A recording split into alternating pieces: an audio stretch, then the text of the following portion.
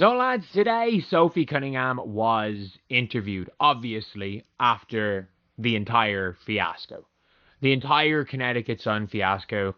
She was interviewed at practice. I don't think they really interviewed at practice after the for the goal. Sophie Cunningham just spoke out about that outrageous ejection in support of Caitlin Clark, and she has no intention of renouncing her position. In her most recent interview, she calls out those who have been pursuing Clark throughout the season and explains why she decided to take matters into her own hands. For all the right reasons, her remarks are becoming widely shared. Do you believe Sophie Cunningham went too far in her defense of Caitlin Clark, or was it justified? Definitely the W, especially if Sophie Cunningham is going to continue to fight people for messing with Caitlin Clark, because it feels like Caitlin Clark is going to get treated in a certain way in this league for a long time. She's not a rookie anymore. Okay? She's already proved herself. She's won. And then there were some, ladies last night that were trying to go a little physical. And in last year, I think something we noticed, I think a lot of people noticed, is when Caitlin would get bullied, nobody would do nothing. That's right. Nobody would do nothing. It was like, hey, they didn't know, like, whoa, I can't believe this is happening. I can't believe people are doing this to Caitlin Clark. Teammates weren't jumping in there. They bring in Sophie Cunningham. I had no idea. Sophie Cunningham was a black belt at the age of 6. After becoming the most talked about player in the WNBA, Sophie Cunningham just sat down for her first interview. I must add that she brought receipts. Cunningham may have been safe and apologized after being dismissed for protecting Caitlin Clark from the Connecticut Sun. Rather, she went all out and revealed the truth about what has been going on in this league.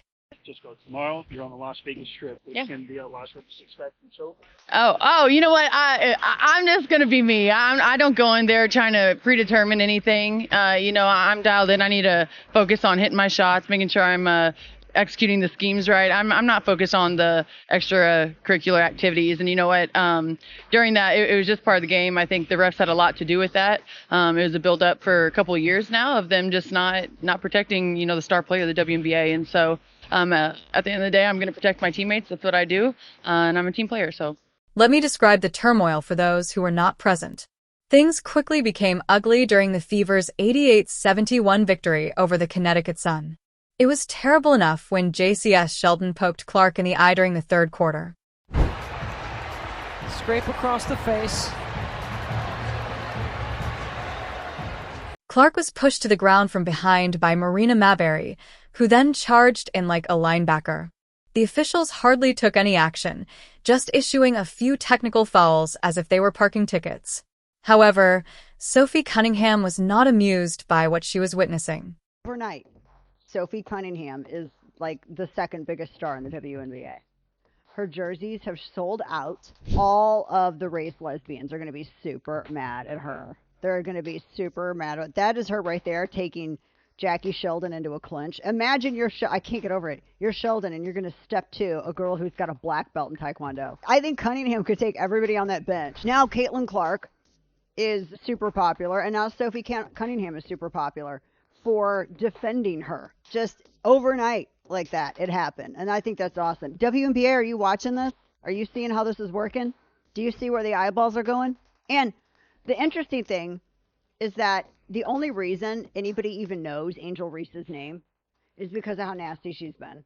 And I just think it's amazing that you stand up for your teammate and you give the audience a good game. And look what happens. WNBA needs to be watching this. Other players should be watching this. Maybe some of these other players on Fever will stick up for Clark now every single time that they try tripping her, knocking her to the ground, poking fingers in her eye. I think all of the race-hustling lesbians in that league are going to be super mad now. Because here you got Caitlin Clark, number 1, and now you're going to have Sophie Cunningham on the same team. I love it. Sheldon was on a fast break with roughly 46 seconds remaining in the contest when Cunningham made the decision to end the game. She brought Sheldon down hard after wrapping him up. Pure protection mode was triggered without any hesitation or second thoughts. The arena burst into flames. As she was dismissed, fans began screaming, "Sophie, Sophie." Within hours, all of her jerseys were sold out.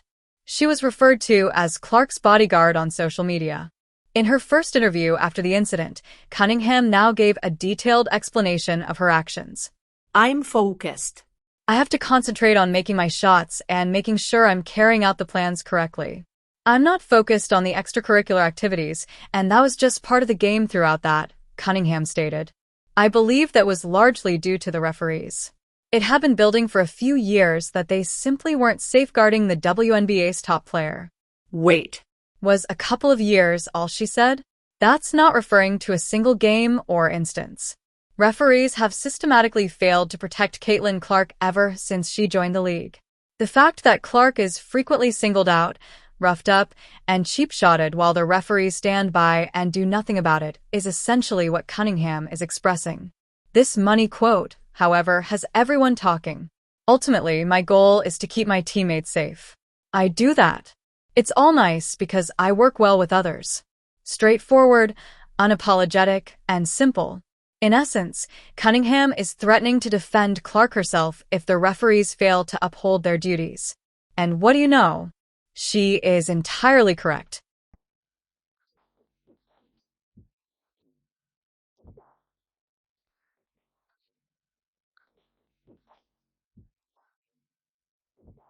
Just this season, consider what we have witnessed. Clark has repeatedly been the target of dirty plays, pushed to the ground, hip bumped, and poked in the eye.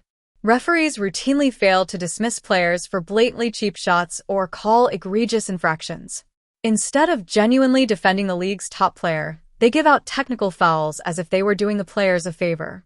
According to Cunningham's interview, there's been a concerted attempt by certain players and teams to physically threaten Clark, and the referees have been allowing it to happen. This is something that many fans had suspected but were afraid to publicly state.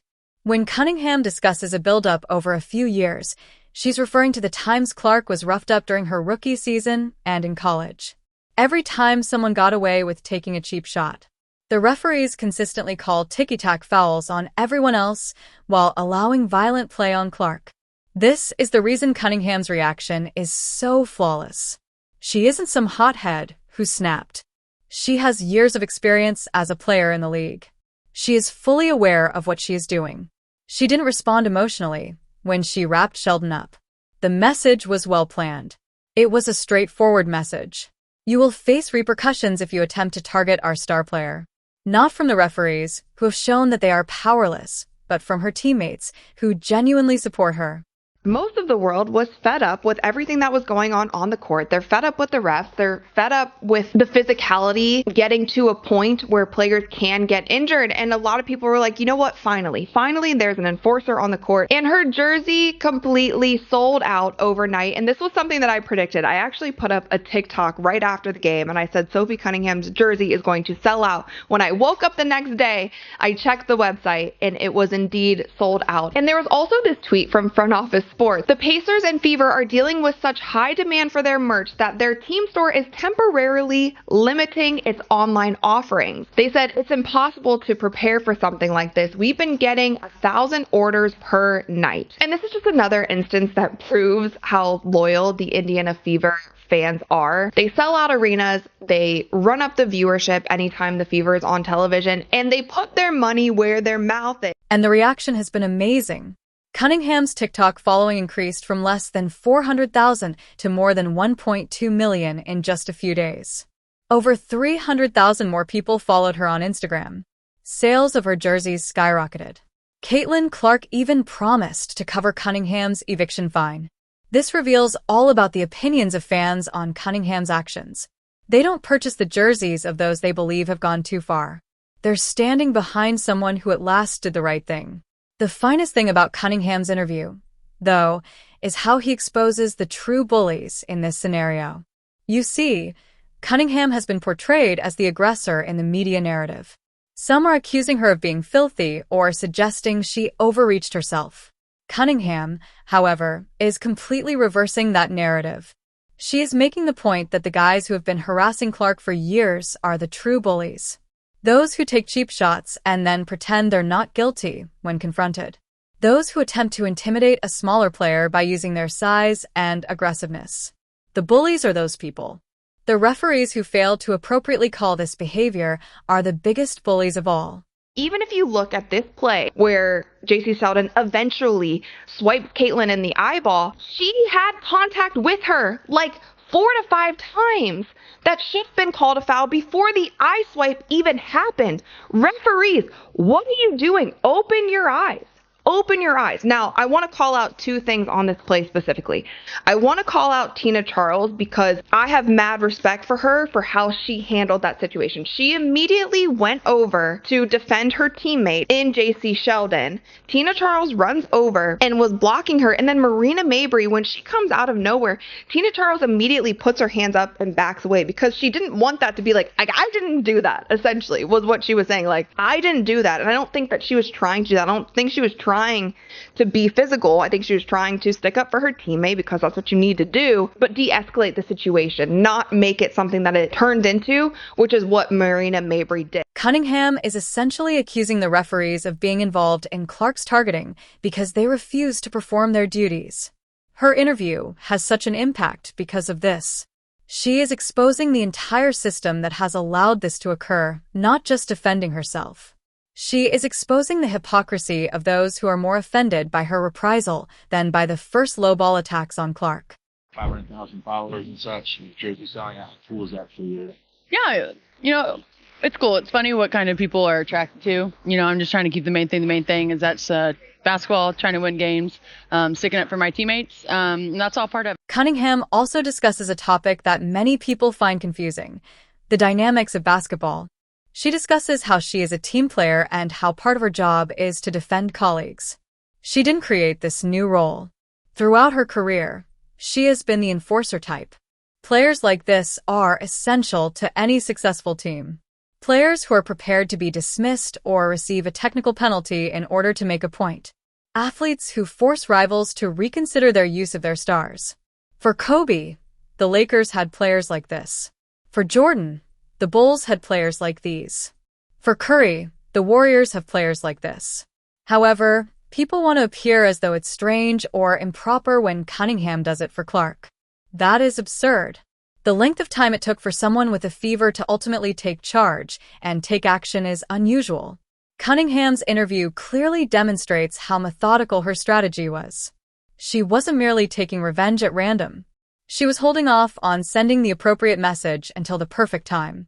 She allowed the first incident involving Sheldon and Mabrey to occur.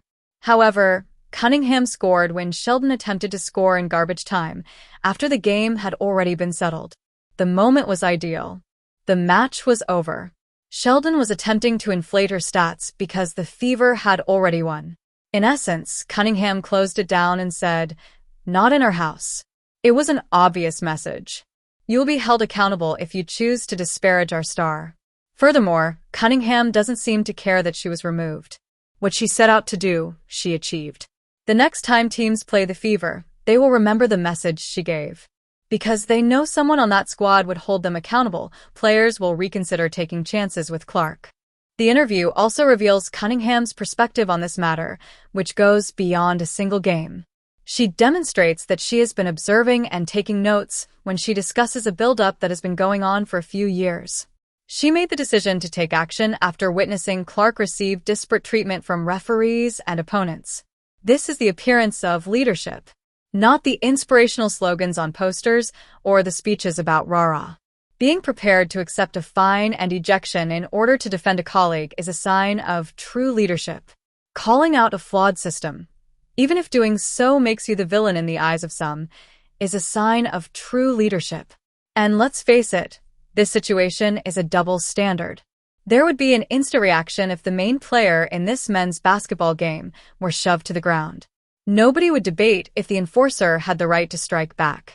However, everyone wants to regulate how players react to cheap shots since it's women's basketball. The interview with Cunningham cuts straight through that bullshit. In essence, she is stating that female basketball players should have the same protection as male players and that they will take care of themselves if the officials refuse to provide it. The coach of the Connecticut Sun referred to Cunningham's foul as impolite and foolish. However, letting his players harass Clark during the game with no meaningful repercussions was foolish and rude. Mabrey pushing Clark from behind like a coward was inconsiderate and rude. Cunningham's answer was anything but foolish. It was necessary, deliberate, and strategic. When she saw that the referees would not defend Clark, she took action and did it herself. It is not rude to do that. Having your teammates back is what that is. Additionally, Cunningham's understanding of the wider picture is revealed in the interview. She is aware that Clark is the WNBA's biggest star and that it takes more than one player or team to keep her safe. The goal is to safeguard the league's most important resource. The WNBA as a whole suffers when Clark is singled out and physically assaulted. Casual fans don't want to watch as the referees do nothing as their favorite player gets battered. A league that is unable to safeguard its stars is not one that sponsors want to work with. The focus of media coverage shifts from excellent basketball to dirty play. All of this goes to Cunningham. For this reason, she criticizes the referees for failing to shield the WNBA's top player. She's talking about more than just keeping Clark safe as a teammate. She is discussing safeguarding the league's reputation. Her interview has such an impact because of this. She's not merely offering an explanation or defending herself. She is bringing to light a structural issue that extends far beyond a single game or incident. She is criticizing the referees, the opposition players, the league authorities, and everyone else who has allowed this situation to happen for not doing anything to fix it. Furthermore, her willingness to play the villain in order to keep Clark safe demonstrates just what sort of teammate she is. She is aware that her actions may draw criticism from some quarters. She does not care since she did the right thing, even if she is aware that opposition coaches will call her nasty or claim she went too far. The reaction from Fever supporters has been amazing. They are aware that Cunningham gave up her life to benefit the squad. She received a fine and an ejection for sending a necessary message. She risked her own reputation in order to keep Clark safe. Her jersey sales skyrocketed as a result. Her social media following exploded as a result. Fans were yelling her name in the arena because of this. When people witness true loyalty, they know it. In her interview, Cunningham also demonstrates her lack of interest in playing politics or saying what other people want to hear. She may have responded in a generic way by saying that she regrets being removed or that she needs to better control her emotions. Rather, she went all out and gave a detailed explanation of her actions. In a league where far too many coaches and players try to say the politically right thing rather than the truth, that sincerity is refreshing. People are reacting favorably to Cunningham's candor about what has been occurring to Clark. Additionally, the timing of this interview is ideal. It follows the league's announcement that none of the individuals engaged in the incident will face suspension. No games were missed, but Cunningham and Mayberry were both fined. The league is essentially acknowledging that the incident wasn't that serious. However, it is evident from Cunningham's interview that it is serious. There is a serious pattern of Clark being targeted. Someone has to take action and address the seriousness of the referee's inability to protect her. Her remarks regarding being a team player also highlight a crucial aspect of team dynamics. The team's faith in their best player is demonstrated by Cunningham's willingness to be ejected for Clark. It demonstrates their willingness to make sacrifices for one another. It's my personality. I'm the glue to it. You know, we kind of have a weird age gap. We have some oldies on the team. We have some young bucks, and I'm kind of the tweener is what they call me. And so it's just trying to make everyone match and make sure we're all just having good vibes, right? You know, the seasons has a bunch of highs and lows, and so just trying to keep a level head on everyone. But I also think that we get to play basketball for a living, and that's super fun. So sometimes you just need a good perspective of like, hey, we're in the grind right now, and it feels hard, but at the end of the day, we get to dribble ball for a living, so we got to be grateful for that. Championships are won by synergy like that. A camaraderie that transcends basketball is formed when players realize that their teammates will always be there for them. Cunningham's behavior and subsequent interview demonstrate the chemistry between the Fever. Cunningham essentially concludes the interview by stating, "Everything about the scenario is fine. No second-guessing, no regrets, no apologies." She took the appropriate action, and if the circumstances demanded it, she would take it once more. It was precisely that certainty and belief that the Fever required. Clark had been singled out while her teammates looked on from the sidelines for far too long. At last, someone took the initiative and declared, "Enough is enough." There is more to Sophie Cunningham's interview than her defense of a single occurrence. It's about bringing attention to a bullying practice that has been tolerated for far too long. She is exposing the true bullies and stating unequivocally that she will no longer tolerate it. She has a lot of supporters, as evidenced by the reactions of teammates and supporters. On the court, Sophie Cunningham did more than just stand up for Caitlin Clark. She revealed the whole structure that has been enabling Clark's years-long bullying. Her interview demonstrates genuine leadership and the devotion that any team needs. Being the villain is sometimes necessary to uphold morality. What do you think? Please like and subscribe to my channel for the latest news of the WNBA. Thanks for watching.